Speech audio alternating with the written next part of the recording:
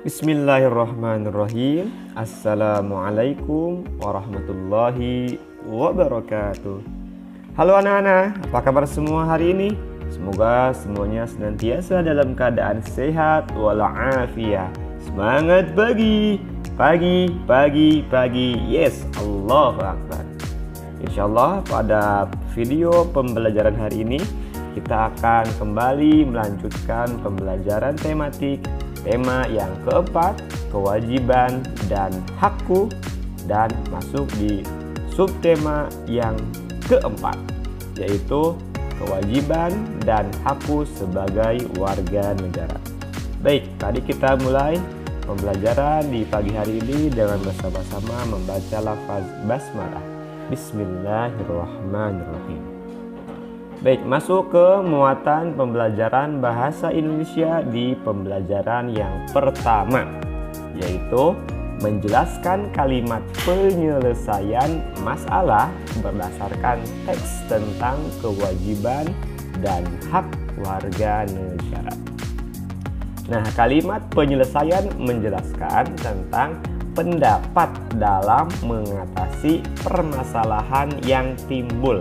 Ini hampir sama dengan kalimat saran, ya, hampir sama dengan kalimat saran, yaitu kalimat yang berisi pendapat untuk menyelesaikan sebuah permasalahan. Nah, kita dapat menjelaskan kalimat penyelesaian berdasarkan teks yang ada. Misalnya dalam teks berjudul merawat tanaman di halaman 169.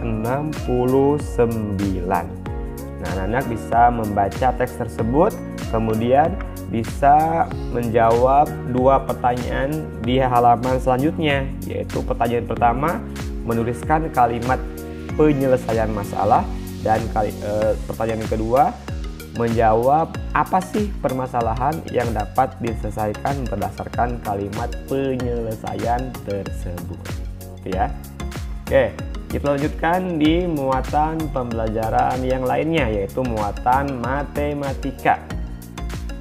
Menentukan dua bilangan yang hasil pembagiannya diketahui. Nah, ini adalah jenis keempat dari menentukan dua bilangan yang hasilnya sudah diketahui. Yang pertama penjumlahan kan, yang kedua pengurangan, yang ketiga kemarin itu perkalian, dan yang keempat ini adalah pembagiannya. Oke. Nah, untuk menentukan dua bilangan yang hasil pembagiannya diketahui, maka yang perlu kita lakukan adalah satu, untuk mendapat bilangan pertama, tentukan terlebih dahulu sebuah bilangan pengali sembarang saja, ya. Kemudian sebaliknya pilih bilangan pengali yang tidak terlalu besar. Ingat ya, pembagian itu adalah kebalikan dari perkalian. Pun dengan yang perkalian adalah kebalikan dari pembagian. Nah, yang kedua, bilangan pertama didapat dengan mengalihkan bilangan yang diketahui dengan bilangan pengali yang dipilih. Dan yang terakhir, bilangan pengali langsung dapat digunakan sebagai bilangan kedua. Nah, supaya lebih paham, kita lihat contoh berikut ini. Perhatikan contoh berikut. A dibagi B itu sama dengan 24. Ulangi, A dibagi B sama dengan 24. Jadi hasilnya sudah diketahui. Nah, pertanyaannya adalah tentukan nilai A dan nilai B. Maka penyelesaiannya adalah tentukan sebuah bilangan pengali sembarang. Misalkan A dipilih bilangan pengalinya sama dengan 3. Nah, sebagai catatan, untuk bilangan pengalinya coba kalian pilih bilangan yang kecil saja. Jadi jangan terlalu besar supaya lebih gampang nanti dikerjakan. Nah, kemudian untuk bilangan B-nya dapat kamu tentukan sebagai berikut, yaitu B sama dengan A dikali 24 sama dengan A itu kita ganti dengan angka 3 ya. Nah, 3 dikali 24. Maka hasilnya bisa kita ketahui sama dengan 72. Nah, bilangan B didapat dari hasil perkalian di atas, yaitu A dikali 24, hasilnya 72. Jadi nilai A dan B dapat kita ganti dengan A sama dengan 3 dan B sama dengan 72. Nah, ini adalah cara untuk menentukan dua bilangan yang hasil pembagiannya sudah diketahui. Oke, lanjut. Nah, ini coba kita lihat soal berikut ini. Ayo selesaikan soal berikut. A dibagi B sama dengan 80. Pertanyaannya, tentukan nilai A dan B yang mungkin.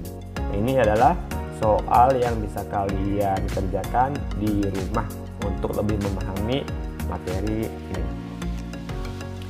Baik, kita lanjutkan di muatan SBDP, yaitu seni melipat kertas.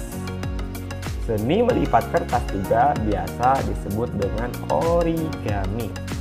Kalau kalian pernah belajar di tingkat taman kanak-kanak, ya, biasanya kalian akan mendapatkan materi seni melipat kertas. Ya.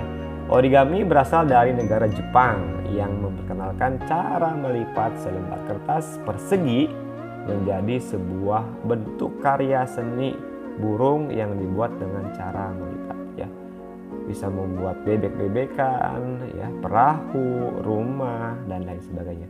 Banyak sekali karya seni origami yang bisa kita lakukan, yang bisa kita buat. Oke, kita lanjutkan di muatan pembelajaran bahasa Indonesia. Judulnya menyusun kalimat saran berdasarkan teks tentang kewajiban dan hak sebagai warga negara. Nah, sebelum menulis kalimat saran, kita harus membaca terlebih dahulu teks tersebut dengan seksama. Ya, jadi tidak mungkin kita bisa memberikan saran ketika kita tidak membaca dan memahami teks dengan seksama. Ya. Kemudian setelah itu kita mencari kalimat yang menunjukkan sebuah masalah. Kemudian kalimat penyelesaian ditulis dengan ejaan yang sesuai dengan Pedoman Umum Ejaan Bahasa Indonesia atau PUEBI. Oke, sekarang kita lanjutkan di muatan PPKN, kewajiban dan hak sebagai warga negara, bagian yang pertama. Nanti berarti ada bagian yang keduanya. Nah, selain hak dan kewajiban di rumah, di sekolah, dan di lingkungan masyarakat, kita juga memiliki hak dan kewajiban sebagai warga negara. Nah, kita sebaiknya mengutamakan melaksanakan kewajiban terlebih dahulu sebelum kita menuntut untuk mendapatkan hak kita. Ingatlah untuk melaksanakan hak dan kewajiban secara seimbang.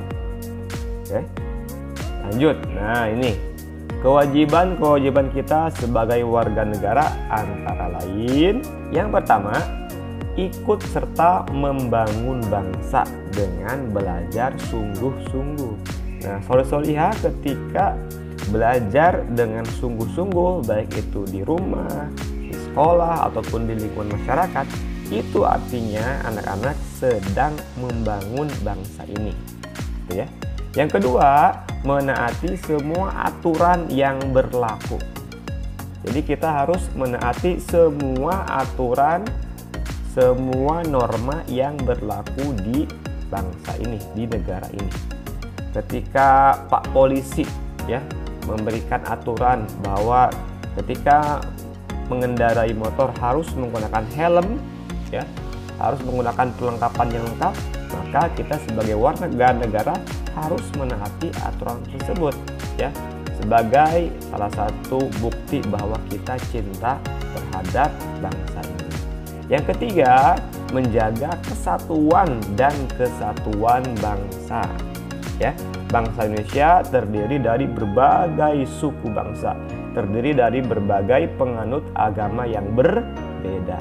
Maka tugas kita adalah menjaga kesatuan dan persatuan bangsa ini.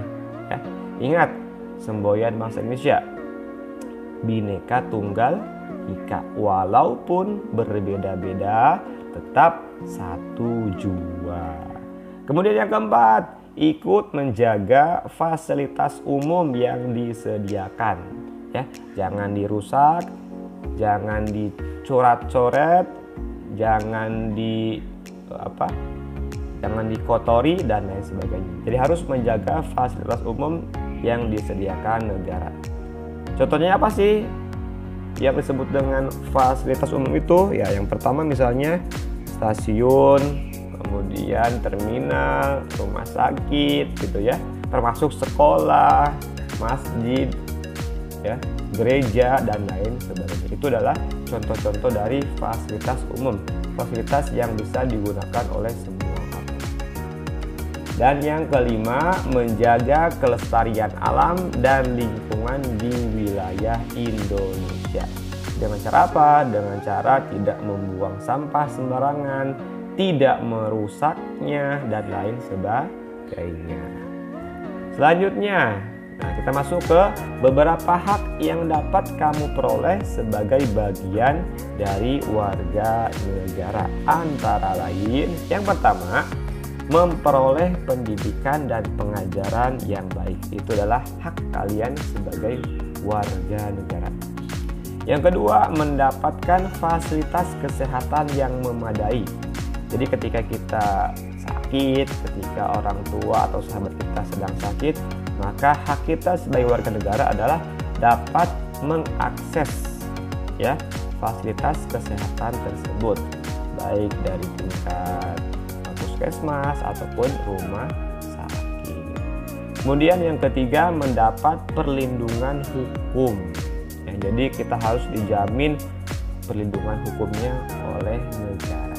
Itu hak kita sebagai warga negara. Yang keempat, mendapat pelayanan sebagai warga negara.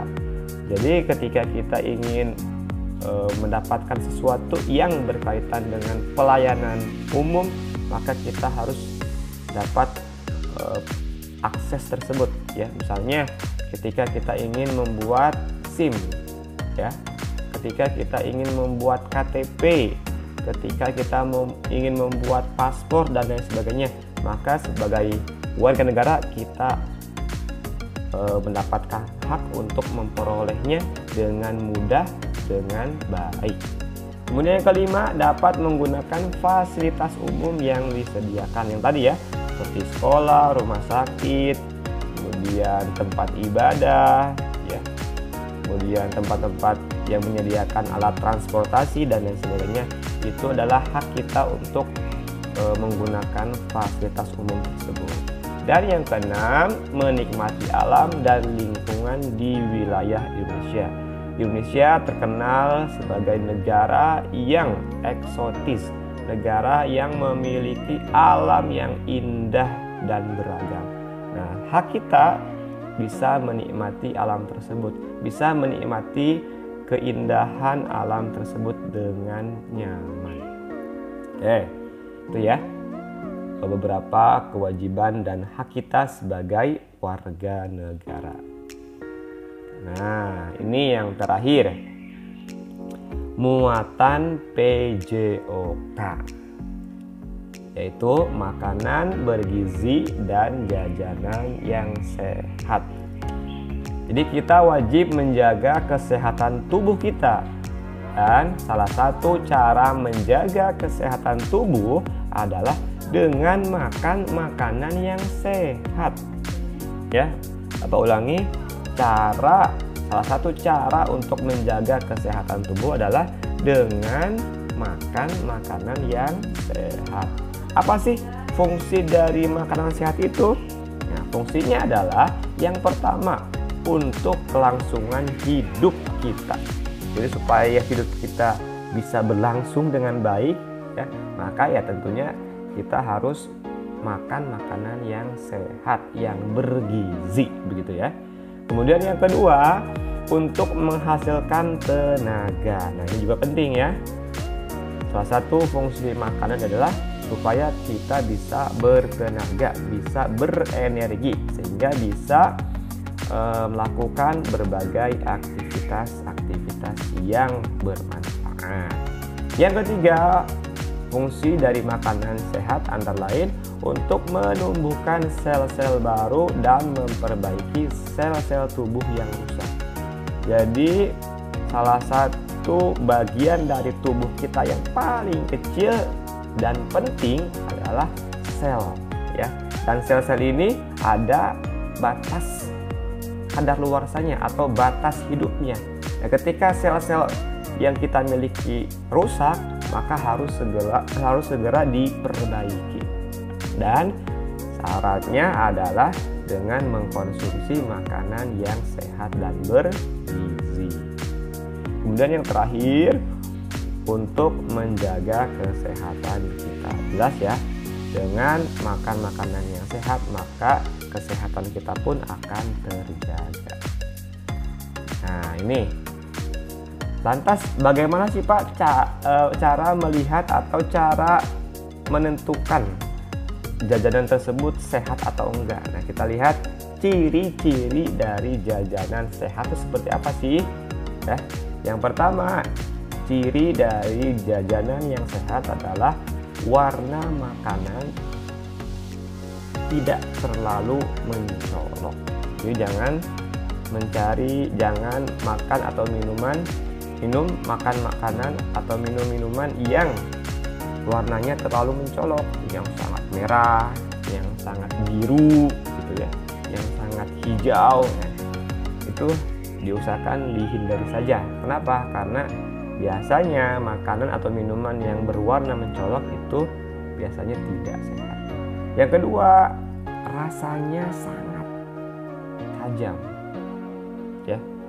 Jadi ciri-ciri jajanan yang tidak sehat itu biasanya rasanya sangat tajam, misalnya gurih banget, ya, atau manis banget. Nah, itu jangan terlalu banyak dikonsumsi, ya. Dan yang ketiga, ciri-ciri makanan yang tidak sehat itu disimpan di tempat terbuka, berdebu dan banyak lalatnya. Jadi diusahakan cari jajanan yang makanannya itu tersimpan rapat, ya, sehingga ketika ada debu atau lalat itu tidak mengotori makanan atau minuman tersebut. Yang keempat, dibungkus dengan kertas bekas atau kertas koran. Nah, itu juga nggak boleh ya. Cari makanan yang higienis, jangan makanan seperti itu dibungkus dengan kertas koran atau kertas bekas. Yang kelima, bentuk rupa terlalu kenyal, keras dan gosong, itu juga dihindari, ya. Kemudian yang keenam, memiliki bau yang menyimpang seperti bau asam, bau busuk atau bau sengit, itu juga harus dihindari. Dan yang ketujuh, aman dari bahaya fisik seperti bebas dari benda asing, benda seperti debu, pasir, kuku, dan perhiasan. Nah, ini adalah ciri-ciri dari makanan yang tidak sehat dan perlu kalian hindari, ya. Dan Bapak lebih menyarankan untuk lebih baik membawa makanan sendiri dari rumah, makanan yang dibuat oleh ayah bunda. Insya Allah makanan yang dibuat sendiri di rumah pasti lebih sehat, lebih bergizi, dan tentunya lebih murah. Itu yang paling penting, ya. Baik, barangkali ini yang bisa kita pelajari untuk KBM hari ini. Mohon maaf atas segala kekurangannya, dan terima kasih atas segala perhatiannya. Bapak akhiri, nun wal qalami wa ma yasturun. Billahi fi sabil haq fastabiqul khairat. Assalamualaikum warahmatullahi wabarakatuh.